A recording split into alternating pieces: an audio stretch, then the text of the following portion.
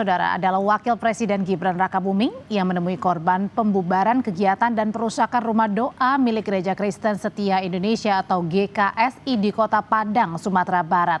Gibran meminta agar korban anak diberi pendampingan psikologi hingga tuntas. Gibran, saudara, menemui korban ketika sedang menjalani pemulihan trauma di kantor Dinas Sosial Kota Padang, Sumatera Barat. Kunjungan yang berlangsung sekitar 22 menit ini digelar secara tertutup di Aula Dinsos Padang.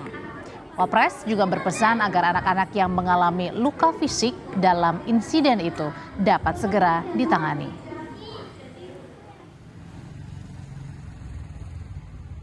Beliau atau Wakil Presiden menanyakan korban dari anak kita, ada 2 orang yang masih belum bisa berjalan, 1 orang, tapi yang satu di sini masih sakit, yang satu anak kecil di bawah 2 tahun itu berteriak histeris tiap malam.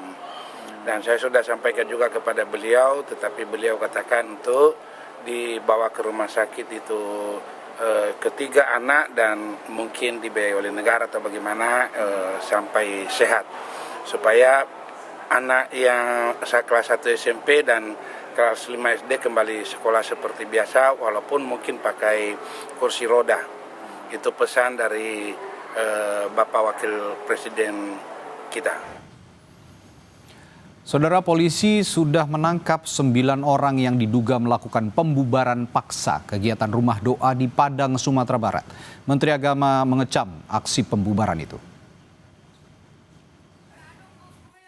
Insiden pembubaran kegiatan ibadah di rumah doa milik Gereja Kristen Setia Indonesia GKSI di Padang, Sumatera Barat pada 28 Juli lalu direspon Menteri Agama Nasaruddin Umar. Menteri Agama berharap peristiwa serupa tidak terulang. Kementerian Agama tengah menyiapkan pendekatan baru, yakni kurikulum cinta.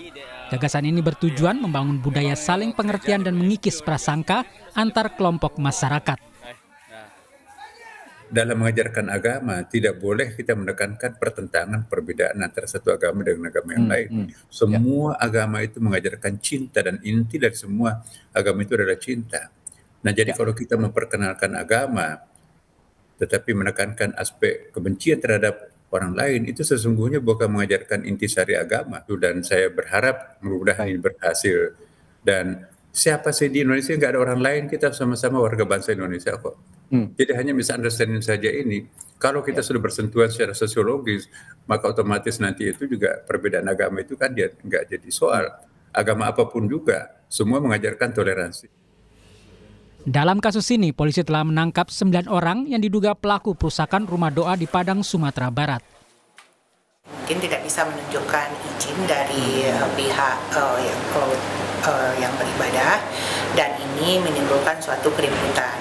Keributan ini kemudian ditindaklanjuti oleh warga masyarakat dengan pembubaran. Pembubaran inilah yang berkembang menjadi perusakan di tempat ibadah tersebut. 9 orang ini adalah yang diduga melakukan perusakan di lapangan. Dan saat ini dari 9 orang itu, informasi terakhir ada beberapa orang yang memang sebagai pelaku perusakan dan beberapa orang hanya ikut-ikutan.